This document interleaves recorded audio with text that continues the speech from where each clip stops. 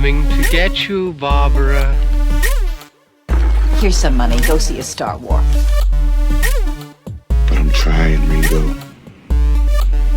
I'm trying real hard to be the shepherd.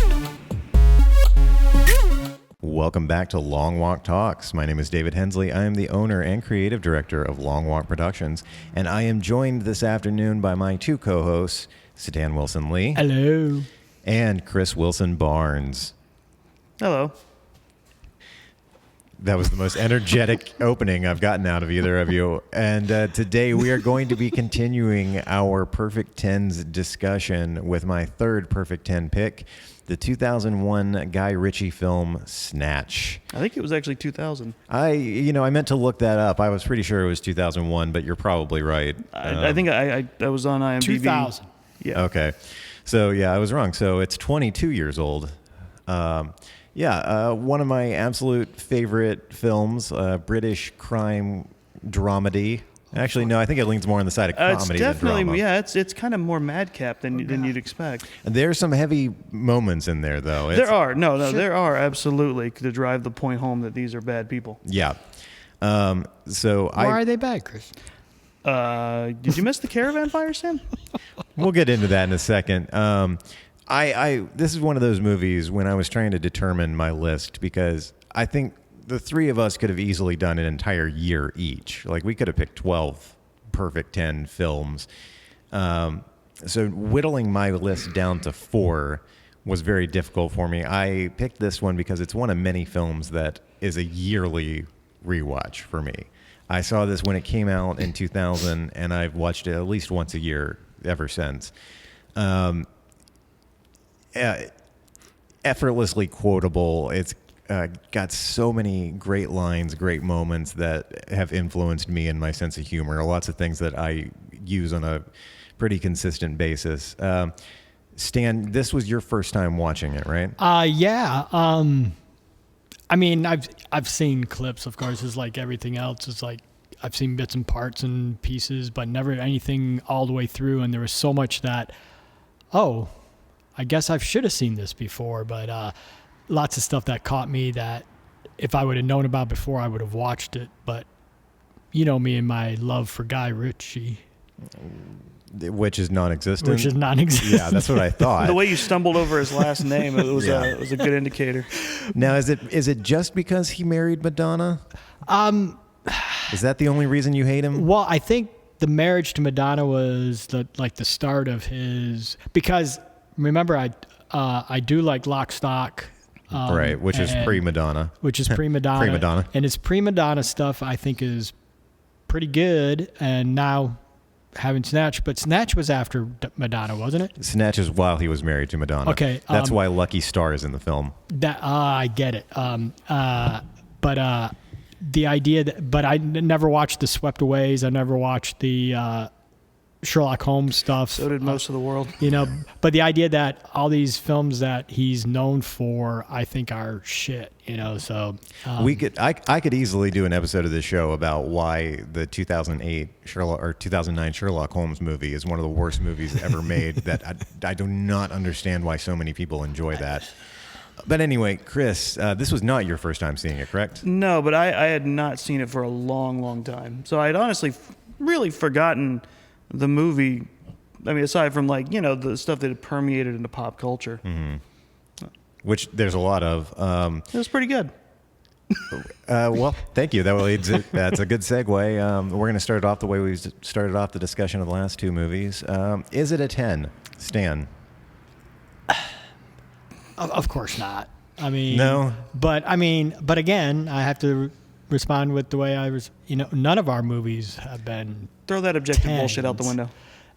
So it's like. Well, you're pretty sure your picks were 10s, or else you probably wouldn't pick them. They're 10s for me because that's what the whole premise is, Stan. Yes. No, the idea that they're influential to me, but like I said, does it rate a 10 for you?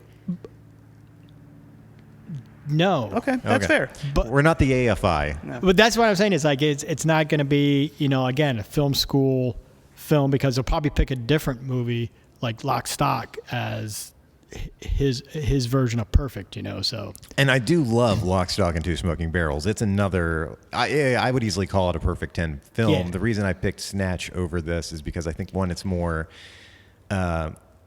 accessible, and I don't mean that in the way of like finding it. I mean just from an audience perspective, I think it's easier to lean into the plot of Snatch than it is Lock, Stock. And it's Brad Pitt. And it's got Brad Pitt. It's got a lot more people that you would recognize. Right. Lock, Stock was a very low-budget indie darling. Still a great film. Wonderful. But, and a much more complex plot. Chris, what say you? 10? At least a 9. I don't know if I'd personally go for a 10, but it's up there. Yeah. It's good. Good. I'm glad you guys enjoyed it. So the first actual topic, I guess. This is an ensemble cast. And it's one of those kind of films, one of those kind of stories where you've got different plots going on involving different characters that intersect and overlap. So what were your favorite characters and or groups of characters? Because so many of these groups are package deals, like Vinny and Saul, or Bricktop and his two men, Turkish and Tommy. So who were your favorite characters / group of characters? Let's start with Chris. I will say I liked Vinny, Saul, and Tyrone's story the most. Funny enough, because I was thinking about it, like especially with the way the things went and the tone of the tone of the movie. That's us in a crime movie like this. Yeah, honestly, that's our story. We would be a lot smarter. No, we would be better criminals. Stan, everybody, and that's when I sent that message last night. Everybody in this movie bumblefucks their way through crime. But we would have stopped at the $10,000. We wouldn't have gone, oh, we need half of this. Right. Yeah. That's a good point. Yeah, I would have stopped when he pulled out the 10,000 Yeah, pounds. all good. Let's hide this body. Because this is going to be more than a half a day's work. Right. We would have figured that out. And we don't like work. So it's like we would have finished after. Well, of course not. Chris and I are millennials, and no one wants to work anymore. and dogs biting you and stuff. It's like, okay, we're done. I would be the guy who kept the dog that the Pikeys gave me. I will say I liked various characters for various reasons. I liked Tommy and Turkish because Tyrone specifically, Gorgeous George, they were all the ones in the movie who were on the more outskirts of the nefarious. The Pikeys too. I hesitate to use that word because I think it's more of a pejorative. It is a common pejorative in Europe and they call them gypsies and jippos too. It's like those are.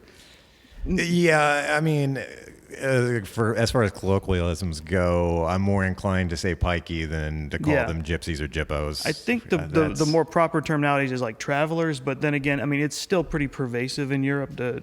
And it is. It's really difficult to refer to these characters as anything other than the pikeys. Right, and especially so in America, at least, it has less of a bite because there's not that much of a stigma to it. Right, but it's like they're very much like nomads in Europe. Yeah, but you know the pikeys are honestly I wouldn't say that they're the best people, but they're also the most harmless in the movie.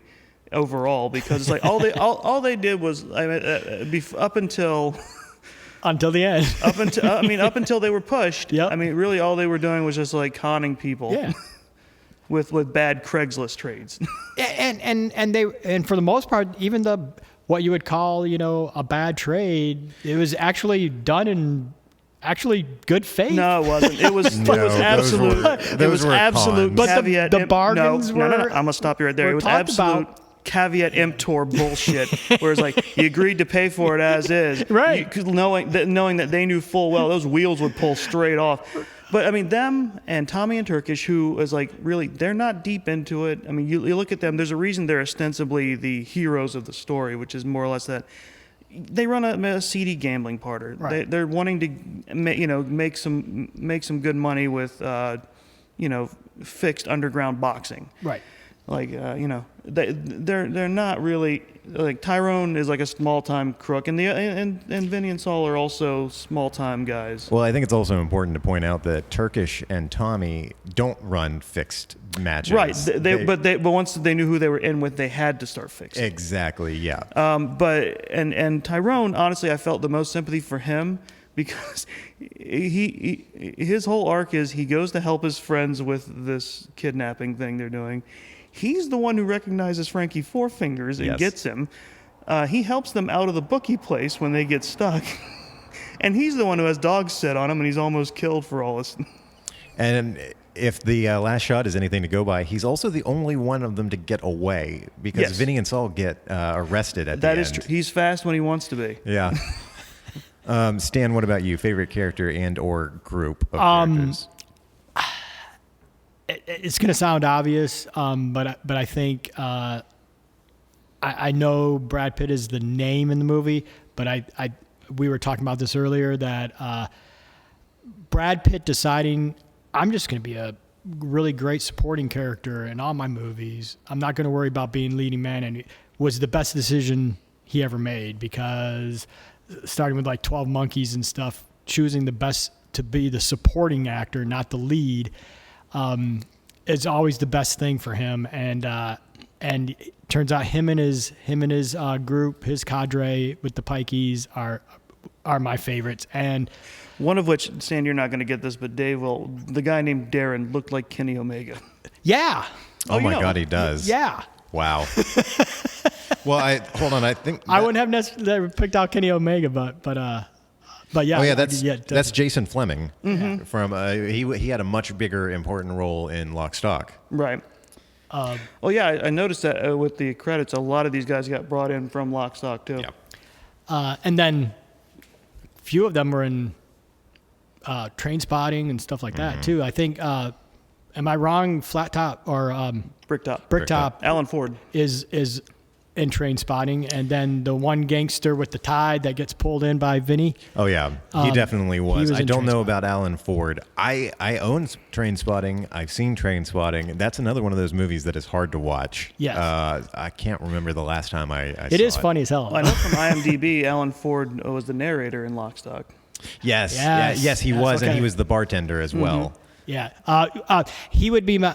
If I wasn't going with the obvious with Brad Pitt, I really do love Brad Pitt in this movie, and he totally solidifies the film for me. I think, and then he just plants it, and his performance. Well, he's the fucker who sets things in motion. He's the fucker that sets him, but you don't know that until later. But yeah, he's phenomenal. well, no, you know it immediately because he takes Gorgeous George out of it. Yeah, you're right.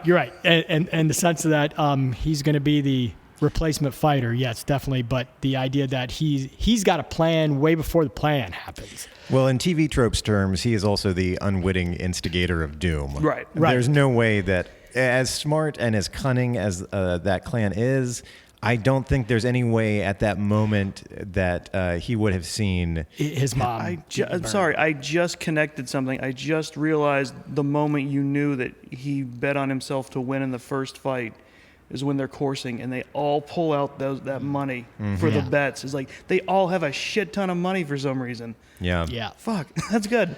Yeah. But other than Brad Pitt, Alan Ford, Bricktop and his crew. Bricktop and his crew, especially Bricktop himself. And you were saying this earlier, how he has the best lines, and I He agree. does. With you. I agree with you. Everything that Bricktop says is ice cold. Everything about Alan Ford's look and delivery. He looks like a hard man, and he delivers every It's line great. with purpose. On the phone with the In the quiet words of the Virgin Mary, come again. I really enjoyed when he pokes his head into Vinny and Saul's That- pawn. Is it like Pawn pawn shop, shop? yeah. He's like, "Is this a bad time?" Yeah, that's where he solidified. That moment solidified his performance for me. They have and no that's clue who he is. He just casually walks in where they're trying to move a body. The monologue about how to take care of bodies and stuff is a great The monologue. pig farm monologue is fucking iconic. I have so much of it committed to memory. Just to be And able. that comes after he's walked Turkish and Tommy through his pig farm in the beginning. So Right. he's like, why is he walking them through this? And then you find out later, oh, he's done that to impress upon them the thing they're in. Yeah. Yeah. So for the most part, Brad Pitt definitely, and the scenes with him fighting are some of the best filmed scenes I've ever seen, because I think this composition wise and performance wise, great fight scenes. Great Oh yeah, fight his scenes. boxing matches are great. The cinematography is beautiful.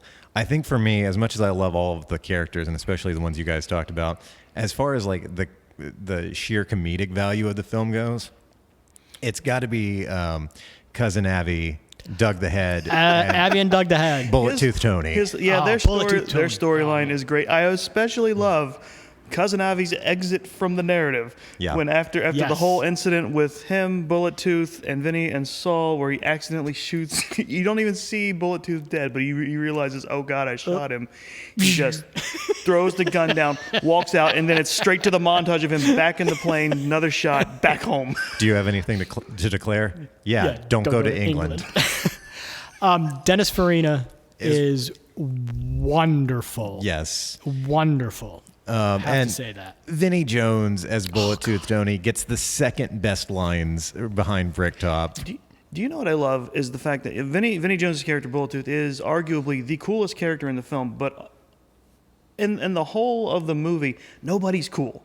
The entire, like, at least to me, in this movie, everybody, like I said, is in some way along for this weird fucking ride, and it's like he gets the cool moment to let Vinny and Saul know they're in over their heads. But at the same time, he gets fucked in the back room of their shop because Dennis Farina grabbed a Desert Eagle and just started popping off shots. And this was after we're told that Bullet Tooth Tony survived getting shot 6 times previously. Yep. In the mouth. Yeah. And gets taken out completely by accident. Kind of. Yep. By saving a dog. Yeah, again, by another person bumblefucking their way through a moment. And this is the two supposedly like unkillable characters in the film. And we forgot to mention Boris the Blade. Yeah, Boris the Bullet Dodger. Why do they call him that? Because he dodges bullets, bullets, Avi. Such a great moment, especially because Bullet Tooth is saying that, being nice. He's being nice, very nice about it. But there's that tone of, why do you think? Right. You just said the word. And Boris goes through that movie surviving so much to the point where Bullet Tooth is unloading a clip of a Desert Eagle into him. He's like 6 shots in, and you still hear Boris going, "Not dead." He's like, he's still gasping. Fuck you. Almost. And then he tilts the gun to right. And honestly, I never saw him die on screen. I'm not convinced he didn't. Well, absolutely. No, I think Tony took the time to line up and properly fire that last shot. After last couple of shots, I was like, aim for the head. Right. He also gets one of my favorite things that you never hear, like the action movie trope of like hit the deck or everybody get down. Pull your socks up, Avi. Pull your socks up, Avi. I was like, it took me a second to connect that. Oh, right. Well, and that's what's great because it takes Avi, Saul, and Vinny a few seconds to like look at the sound of the voice. Like, what the fuck does that mean? Oh God. Yeah. Yeah, I love Avi and Bullet Tooth, and It's actually also a really good moment because even though Avi's American and the other ones are still kind of unsure, they're native English speakers, so Boris would probably very much be the last person to understand. Exactly. Yeah. Exactly. Really great because a lot of, I guess it's episodic in a way, you know, and then, you know, concurrent things are happening at the same time, you know, and so the idea, the choreography between shots and screenplay, you know, what's being said and what's on camera, the choreography of that is really great.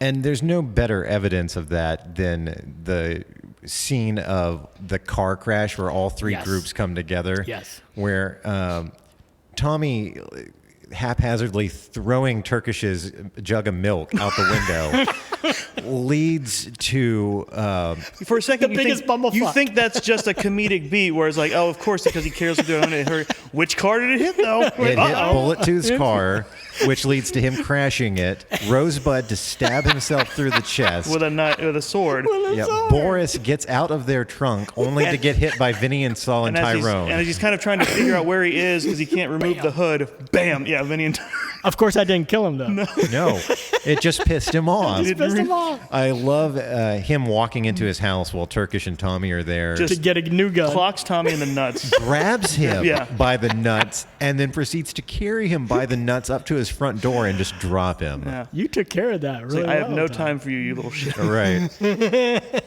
Yeah, I mean, as far as ensemble casts go, this one is an A+. I'm laughing really hard because every time we talk about these moments, it just reminds me, it's like, you did purposely dodge this movie, Stan. It's like, and said, no, I'm not going to watch and support Guy Ritchie in any way, in shape or form, especially to suck it up into the zeitgeist that is Snatch. But I'm so glad that I ended up watching it, and it's really great. What I was just gonna add on to, you know how I said like no one in this movie is cool. I was trying to say, at least because I thought of this earlier, is like the characters and the tone. It's like it's shot straightforward like any dramatic crime movie would be, but it subverts your expectations because of the tone and the characters, just basically unglamorizing crime in its entirety. Just Yeah, because there's really the people who are likable are only barely likable because they stay the most out of the middle of it. And it's because like there's a guy like Bricktop. He is, as in his own words, an horrible cunt. Yeah. And he's like, you realize, oh, he's only gotten as far as he has in the crime world because he is nothing short of just a brutal hammer. Which we see him literally in that opening montage where they introduce all the characters. Yep. He takes a hammer to somebody's face off screen. Yes, he does. Oh, that's his introduction is whacking two people, one for betraying him, the other one for snitching, in front of two boxers who are practicing. Yeah. He's like, what are you two looking at? Yeah. I love that he thanks the person who snitched out the other guy and then immediately says, I can't stand that kind of thing. yeah, and has that guy killed as well. And we've talked about pretty much everyone but Benicio del Toro, the other unwitting instigator of doom. Again, and he might get the most ignoble, like the most indignity in his death, because it's just one, he performs the heist that kicks this all off, and then, and because Tyrone backs his car up, he's trapped in a van for hours. Yeah, and then he gets kidnapped. Gets shot in the head and then has his hand chopped off. Because they said Boris's name with an earshot, so Boris is like, I got to kill him, and and his hand gets chopped off because he was the only guy who knew the code to the case. Well, we sort of rolled this in while we were talking about the various characters and how great their lines are, but the next topic is best lines. Like I said, this movie is endlessly quotable. But what were some of your favorites? This time we'll start with Stan. I'm going to start with, you like Dags? Do I like Dags? What, Oh, dogs. I love Dags. I love dogs. I love Dags. I love He Dags. purposely does. I did like, but mind you, I did have to put on the subtitles to go through Brad Pitt stuff and to make sure I wasn't missing lines that I should have got. So that's funny because with Dave's copy and I'm of the movie, they had an accessibility option where it was you can have if you're fine everywhere else, you can just have subtitles for when Brad Pitt is speaking. Yeah, and even then, some of them are just question marks. But that's purposeful. It's for a joke. When what he's doing is he's rattling off the features of a caravan that he wants for his mom, and they purposefully do it in such a way that it's like because the whole point of the joke is Turkish turns to Tom and goes, "You get any of that?" Periwinkle Baloo. So a lot of Brad Pitts, but then gotta go back to when I was watching it the first time. I paused it because I had to go to work, so I stopped it halfway through, and about halfway through is when Bricktop does the Quiet words. Quiet words of the Virgin Mary come again. It's like that, and the thing is the subtitles are on, so it froze right on those words, and it's like I laughed even when the just at the stop, and I just cracked up. So there is a lot. I really love Tyrone's. Of course I am. And his response to questioning his capabilities of driving a getaway car. I mean, this movie is one of the personifications of the English art of banter. Oh yeah. Yeah. I think one of my favorites. Bricktop had a lot of good ones. I think the best one for me was. Do you take sugar? No, thank you, Turkish. I'm sweet enough. Yep. Yes. And then the monologue. The monologue from Bricktop's monologue. is Bricktop, great. yeah, and then Bullet Tooth's monologue is good, but I love the middle when Vinny, when before he really gets rolling, Vinny goes, "These are your last words, so make them a prayer." Yeah. Yeah. Yeah, tying into that one, after Gorgeous George gets knocked out, and everyone is very much aware he might be dead. Yeah. Turkish's voiceover when he says, "Tommy, the tit, is praying," Yeah. and if he's not, he should fucking should be. Yeah. Yeah. It I'm not gonna say I love Guy Ritchie's words as much as I like, especially early Tarantino banter. I won't say that, but it is definitely for this movie and for Lock, Stock. I think they're very close. I do. I'm looking back through the quotes just to find ones I missed, and I do like between Doug the Head and Avi. We've got sandy beaches, so who the fuck Wants to see him. I do love their stuff together, especially this phone stuff. Avi is spends great. the whole time just ripping the shit out of Doug the Head. the whole And England as a whole. Yeah. and Turkish's voiceover of Doug the Head. And we hit it earlier with Bullet Tooth and Avi. What do they call him? The Bullet Dodger. Because he dodges bullets, Avi. But the whole he wishes he was Jewish. He tells people he's Jewish. Tells his family he's Jewish or that they're Jewish. But in this business, it's good. In the diamond business, it is good for business. Yeah. That area is great. So How long do the sausages got? 5 minutes, Turkish. 2 minutes ago. It was 2 minutes, 5 minutes ago. Just the responses to questions that they perform are great. Well, the back and forth between Avi and Rosebud when Avi tells him they're going to London. London? Oh, London. London? London. Yeah. London? Yes, London. You know, fish, chips, cup of tea, bad food, worse weather, Mary fucking Poppins. Poppins, London. Then the montage. Yes. Oh, Yeah. man. Chris, were there any more? I'm also like scrolling Oh. through because I'm certain that I missed things. I mean, there's nothing that I would just say stands out, but it's like I love Vinny, Tyrone, and Saul in the car. Just like the whole. Stan mentioned that earlier. Is it the whole thing? Yeah. Especially with the dogs dribbling. I don't want that dog dribbling on my car. It's a stolen car. Honestly, like, But as long as I'm behind the wheel. See, that's why I thought of Us when we was. yeah. Honestly, the whole movie is quotable, but I think before we move on, I think I have to give particular mention to yet another one of Bricktop's lines. Do you know what nemesis means? Oh yeah, that one. A righteous infliction of retribution manifested by an appropriate agent, personified in this case by an horrible cunt, me. Oh, so good. All right, so we've touched on it, and Chris is actually the one who pointed out to us via our group messenger. Everyone in this movie, except the Pikeys, is really bad at being criminals. I said that everyone is some combination of greedy, stupid, and in some cases evil. Like Turkish and Tommy get forced basically into a higher weight class above, or against their will, because their business was going great until they got forced into working with Bricktop, and it was all Basically, downhill yeah. from there. Yeah, and they were screwed further because them not losing the first fight meant that people that Bricktop had to. Because everyone has a boss. Yep, people that Bricktop was under lost money. But for the most part, you got to consider Bricktop was successful for a long time. He just picked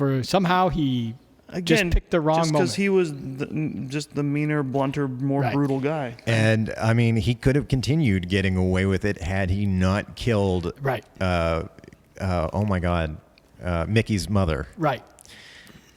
Vinny, Saul, and Tyrone are just straight up bad criminals. They are. Tyrone's the only smart one among them. Like, They unlike Turkish and Tommy, who sort of got dragged in over their heads. They immediately jumped in over their heads. Because they're great jewelers, obviously. Right. They're very intelligent But they hated being appraisers of But they clearly product. wanted more than what they had. They wanted more than they had, but the idea that for the most part, they did have a chance to be better than they were because they actually had something else that they could be good at, where nobody else had any other options. That was their life, was the criminal life.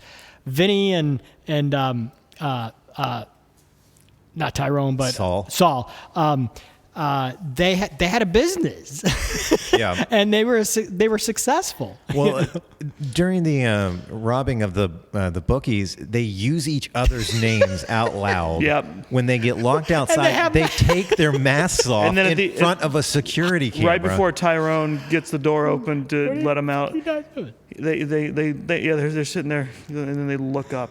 Yeah, they look directly into the fucking camera. The Pikeys are really the only ones who seem to know what they're doing. Because it wasn't really any of their business till they got dragged into it. Right. Well, but even before that, they successfully... And they're skilled cons. You know? Yeah. They defraud several people. Yeah, their thing is they're con artists. That's If you're not within the community, you're a mark. You're right, yeah. Like carnies in that Which way. is really, and they talk about it, it's like, Turkish's voiceover about it's like that's why they talk the way they do is to so you don't understand where the and then at the end when the Pikeys do their action, he pulls the phone out and he's very clear about you have to talk louder. You want to talk to your friend, you're going to have to speak a little louder. Yeah, that one is crystal clear. Crystal clear. And the guy in the car when he's rolling down the window, you want. I'll give you a fucking shooter, you cunt ya. Every syllable and consonant was clear. Well, also there's the running joke of even if you have the captions on for Mikey, the running joke is all of his friends and / brothers. Whenever he says something that what did he say? They enunciate and they tell him what he said. Right. So it's like when they want to be heard, you'll hear it. Yeah. Avi and Rosebud probably were pretty decent criminals in America. And then they go to London, where they are immediately outclassed. They're out of their depth, yeah. Avi tries his best to keep up, and that ends with him accidentally murdering his business associate. Even though it works out for him because he's still, when everything is said and done, Avi still ends up with that diamond. He will, yeah. And then again, it's telling. It's like on what side of the thing that Turkish and Tommy fall on, because they end up with the diamond. They get the reward for getting through all of that. And the dog. Yes. And the dog. Daisy. And Daisy. Yeah. Good boy, Daisy. Daisy gets the squeaker removed from her too. Yes, and half a shoe. And also, mentioning Avi again reminds me of one of my other favorite lines. I'm getting heartburn, Tony. Do something terrible.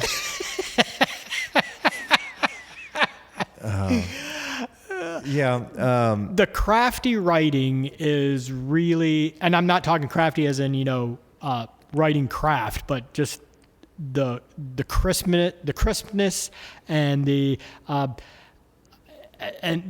way you appreciate writing, Chris, is what needs to be said is said, and the punchline is there when it needs to be there. The buildup is there when it needs to be there, and it's not convoluted in any fashion in any way. It's like everything that is supposed to be there is there. Yeah, it's that little bit of it's like the mood is always appropriate, and the quips are always that little bit of gallows humor for being in that situation that you're in. Yeah, and the last group. I mean, Frankie Four Fingers successfully pulls off a diamond heist. Oh, yeah. Still gets taken out by Tyrone backing his car into Frankie's van.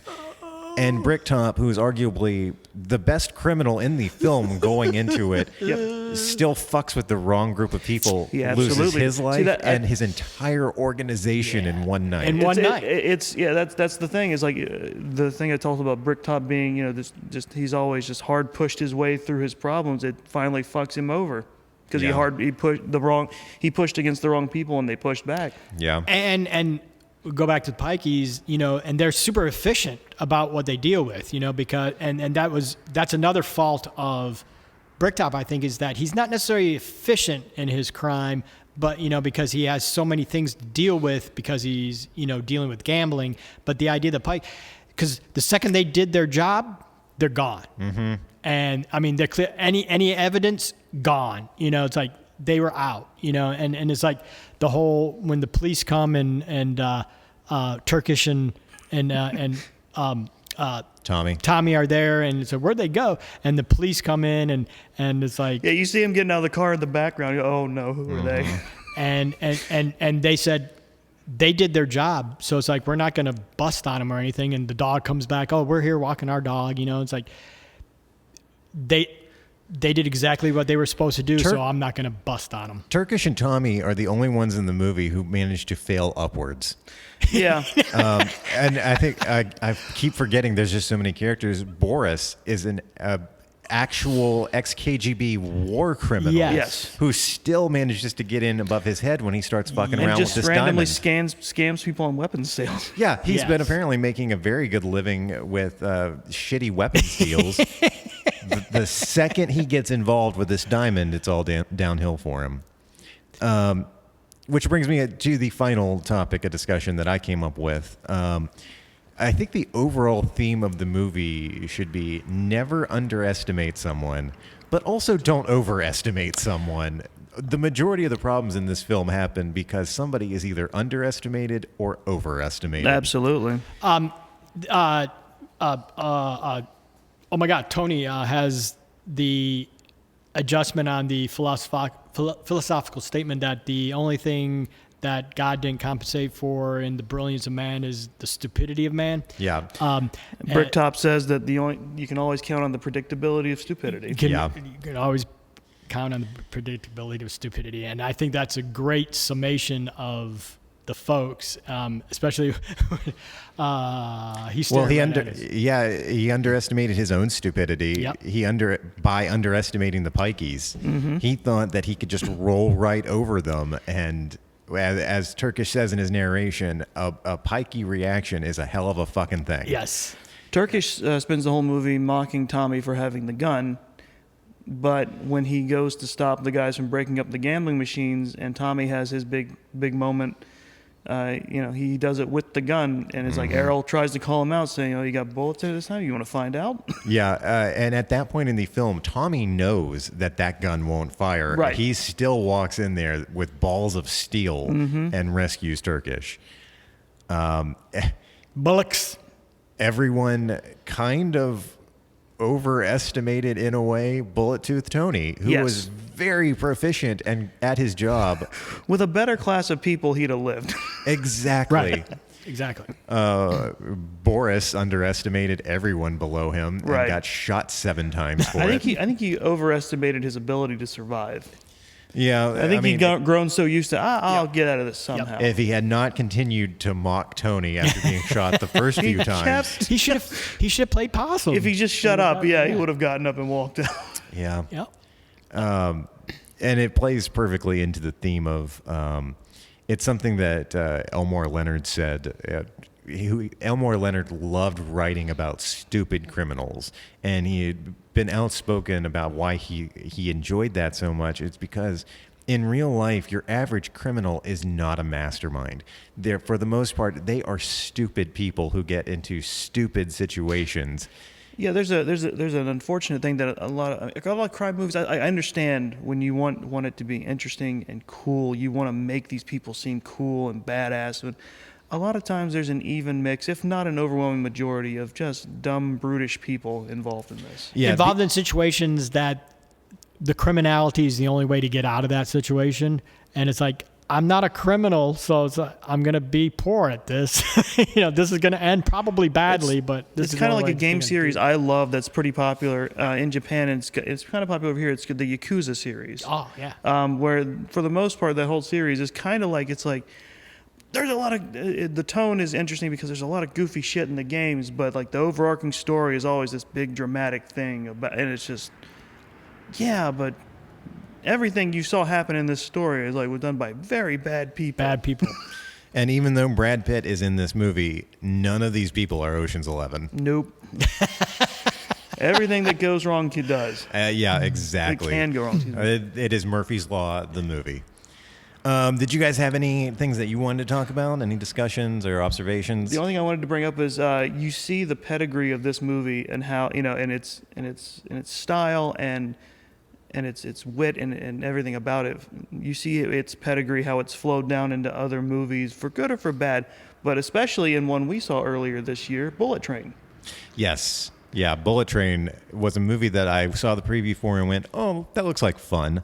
and then Chris and I went and saw it, and I walked out of it going, holy shit, I loved that movie. And again, featuring Brad Pitt and a bunch of overlapping plots that are all connected and all come together thanks to some very stupid criminals. The machinations of not smart people. Right. We didn't talk about, but I thought they did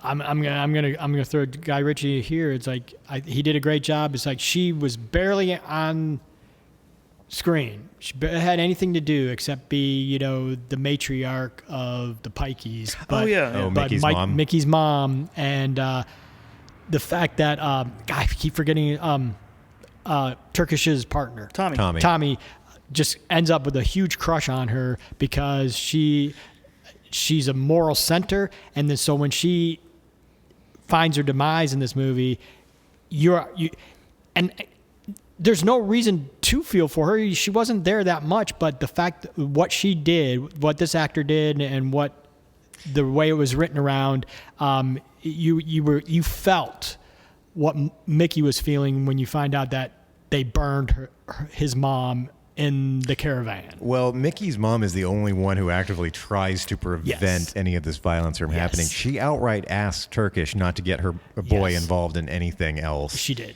yes. And Turkish goes and gets him involved anyway, and she gets burned to death. Well, Turkish, for his part, really didn't want to either, but, he's got Bricktop breathing down his neck. Yeah, because his fate would otherwise be getting fed to pigs. And again, I know Bricktop didn't want to have the same outcome happen, but what did he think was going to happen when he burned a man's mom alive? Well, he thought he was untouchable. He was untouchable. Yeah. Mickey and the rest of the Pikeys would just fall in line. Yeah. And that they were just stupid thieves. It's like, no, these guys are organized. This is organized crime. If you want organized crime, the Pikeys were it. Oh, they'll get organized in a fucking hurry. Exactly. Mm-hmm. And the actor that played Mickey's mom, and the performance is just lovely, and you are feeling for her by the end of her scene. And then she has one more moment when they come back, and after the wheels fall off, and they're about to fight, and she comes running, and they throw her right back into the camper. But just this moment of, it's like, okay, this is, and then when they pass her picture around for the periwinkle blue, it's from me ma, and Tommy's this like big grin because he'd already, I think he'd already fallen for her, just that she reminded him of his mom in the way, and then I think there was a lot. Stan's connecting dots that are kind of far apart. But I think there was but she took care of him, she was friendly to him. She was about the only reasonable person in that movie. She was the only reasonable person. Probably kept him alive. In a campground full of con artists and thieves. Honestly, she probably, I would believe either way, she knew either she did or she didn't know that camper was going to have the wheels pull off. Right. Yes. Stan, lovely. I'm surprised you didn't bring up Doug the Head's twin daughters. Who you very quickly fell in love with. Oh man, I did love how they utilized the twin speak for them. That was good. Yes, Dad, we know. Or yes, Dad, you told us. I did not want this to become an episode about the twin daughters. It's very clear in the one scene they share with Bullet 2 Tony, they have a huge crush on him. Oh man! When they're sitting with it, there's no overt moves, but the way they are sat next to him, I'm thinking they're cozied up to him, and it's like they're hoping he'll make a move. I was thinking the same thing, and it's like I'm probably the only one thinking this. Funny enough, technically because they bring him up first. They were the ones that suggest him, right? Yeah. Technically, the twins and the mom weren't really one scene wonders, but my favorite one scene wonder of the movie was the bookie teller. Who was having none of Vinny and Saul's shit. No, she was so far above their shit. Are off. Which means there's no money. Yeah, she was fantastic. Completely unfazed. She handles money for Bricktop. I'm not surprised. Yeah. Her and then the bartender ducks. Yes. After giving a half a pint. And you know what I noticed for the first time, despite how many fucking times I have watched this movie? That's always a magical moment when you're watching a movie you love, too. Yeah, it is. Tony gets off the phone, picks up his glass, sees that it's only been filled halfway, and he holds it up to look at it, and it's framed, or it's shot like he's looking at the what's in the glass. He's looking at the reflection of them behind him, because then he looks over at the bar, sees the bartender down there, then he turns around. He knows as soon as he sits down that those two guys are already there. Yeah. Just a brilliant little bit that I had never noticed before. Just him looking in the reflection. Just the smartest man in the dumbest situation. Yeah, going out in the dumbest way. Yeah. I'm really glad we got to talk about this movie and how much fun it is. Thank you. I'm really glad I ended up coming to watch it. So, thank you. Tonight, we're recording and releasing this on Sunday, November 20th. Which I will talk about more in a second, how our episode release schedule is going to be changed a little bit in the future coming months. But tonight's AEW, right? Yeah, Full Gear. Yes, tonight is AEW Full Gear, so sometime in this upcoming week, this is Thanksgiving, so it's probably going to have to be before Thursday. We're going to be recording an episode of This Is a Work with our boy here, Chris Barnes, and David Two Dogs Hayes. So we got that coming up. Gina Belmont Bradford, co-host of This Is a Takeover, just got married yesterday. So congratulations to her and frequent guest of the pod, Robert Bradford, on their joyous marriage. So I'm not sure when we're going to be getting another episode of Takeover. But because I am going to be directing a show coming up in the winter and spring, I'm going to be back to being on a busy rehearsal schedule. So it looks like as far as episodes of at least Long Walk Talks, and it might affect some of the others as far as that goes, we will likely be recording on and releasing on Sundays for the next couple of months, at least through April. So if our listeners are actively... There was a point in this show where we had a set schedule and release date, and we released these episodes every 2 weeks. I think on Wednesdays, I made sure that there was an episode going out Wednesday every 2 weeks. We have since given the fuck up on that because of all of our various schedules. But just so everyone knows that when new episodes of Long Walk Talks do get released, it's going to be on Sundays for the next few months. You guys have anything else you want to say before we wrap up? No. That was a good time. It was. Stan, if people want to reach out to you online, where can they do that at? Abbott. Chris, if people want to reach out to you online or follow you online, where can they do that at? Well, I'm on Twitter at Chris the OK, but for how long? Damn it, that was going to be my line. Were you going to pay him something? No. Oh, you're not going to pay $8 to get verified? I'm not giving... I'm not giving $8 to a man who's so bad with money he buys Twitter. Yeah. True that. And you know what? I love Shelby very much, Shelby Rape Anderson, for managing our Twitter social media. But, oh, man, I'm not even going to mention that yet.